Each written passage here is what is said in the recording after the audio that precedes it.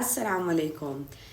کل میں نے آپ لوگوں سے بات کی تھی کہ ہم واٹس ایپ کے ذریعے اس ویڈیو کے ذریعے ایک سٹوری ٹائم رکھیں گے جس میں آپ کی بات لوگوں تک پہنچاؤں گی. بہت سے میسج آئے, بہت زیادہ اچھا رسپانس آیا, میری سوچ سے زیادہ اچھا رسپانس آیا.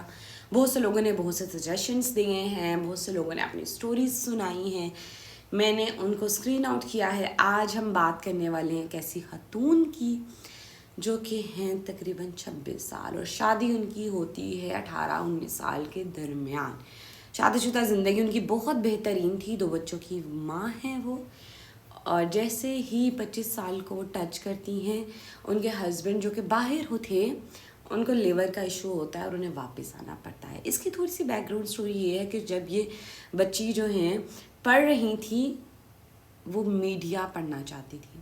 شادی سے پہلے کوئی مسئلہ نہیں تھا, لیکن جیسے ہی شادی ہوتی ہے سسرال والوں نے کہا کہ نہیں بھئی, آپ کو گھر کی ذمہ داریاں پوری کرنی ہیں, اور ہسبینڈ نے کہا کہ میں تمہاری ہر جو ہے خواہش پوری کروں گا, لیکن تم پلیز پڑھائی کی ضد چھوڑ دو. تمہیں کیا ضرورت ہے کمانے کی, میں کماتا ہوں, میں ہر طرح سے ساتھ دوں گا. لیکن کیا پتا تھا قدرت کو کچھ اور ہی منظور تھا. 6-7 سال کے بعد جب ہسبینڈ کو لیور کا پرابلم ہوتا ہے, ہسبینڈ واپس آتا ہے, تو وہی لوگ میں خاندان کے چچا تایا ماما کی بات نہیں کر رہی ہوں, میں اس خاندان کی بات کر رہی ہوں جو آپ کے گھروں میں موجود ہوتا ہے, جس میں دیور ہے, جیٹھ ہے, نندے ہیں, ساس ہے, جو آپ کی زندگیوں کے اوپر پوری طرح قابض ہوئے ہوتے ہیں, جو آپ کی زندگیوں کے کہہ لیں کہ آپ کی زندگیوں کے نعوذ باللہ خدا بنے ہوتے ہیں.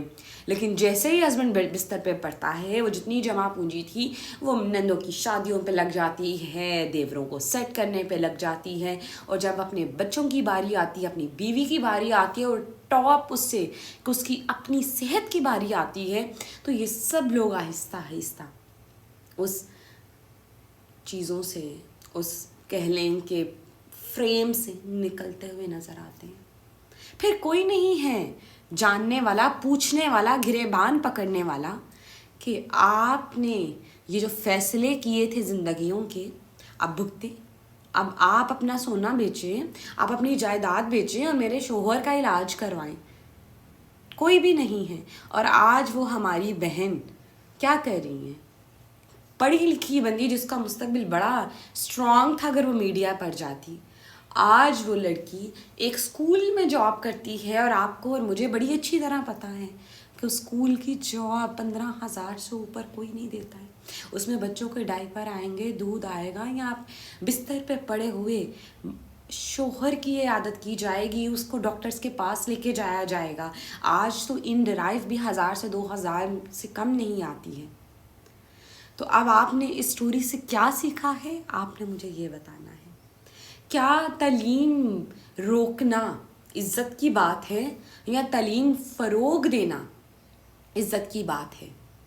کیا بند کمروں میں اور بند کھڑکیوں میں قید کر کے رکھنا عورت کو عزت کی بات ہے, یا اسے انڈیپینڈنٹ بنانا عزت کی بات ہے؟ ہم لوگوں نے بیسیکلی اخلاقیات, عزت اور معیار کی ایسی کھچڑی بنا دی ہے جس کو سمجھنا شاید اب ہمارے بڑوں کو خود ہی قاصر ہے, وہ سمجھ نہیں پائیں گے. تعلیم عورت کا زیور ہے, اور یہ کام آتا ہے جب مشکل وقت آتا ہے. میں ہرگز یہ نہیں کہہ رہی ہوں کہ آپ جینس پہنے, پینٹس پہنے, آپ ویڈیوز بنائیں. میرے کہنے کا مقصد یہ ہے کہ آپ کون ہوتے ہیں کسی بہو کی, کسی عورت کی جو ہے وہ زندگی کے فیصلے کرنے والے. آپ ایک عورت کو اپنے گھر کی عزت بنا کے لے کر آئے ہیں, آپ اس کے اوپر کسی بھی طرح سے حاکم نہیں بن چکے ہیں, اور لانے والے ہسبینڈ کی ذمہ داری ہے کہ وہ عورت کو اس گھر میں مقام دے, نوکرانی نہیں. آئی وش بہت سے لوگوں کو یہاں سے سیکھنے کو موقع ملا ہوگا, اور جو مائیں, جو ساسیں نعوذ باللہ خدا بن کے بیٹھی ہیں, وہ اس چیز پہ یاد رکھیں کہ آپ کی بیٹیاں بھی بہو بننے والی ہیں. آپ کی بیٹیوں کے آگے بھی وہ چیز آ سکتی ہے جو آج آپ کانٹے بو رہی ہیں دوسروں کی بیٹیوں کے لیے. انشاءاللہ نیکسٹ ویڈیو میں نئی سٹوری کے ساتھ آئیں گے. پلیز واٹس ایپ کیجیے گا اپنی سٹوری کو, آپ کی کوئی بھی پرسنل انفارمیشن, آپ کا نام, کوئی ایسی چیز شیئر نہیں کی جائے گی. فی امان اللہ.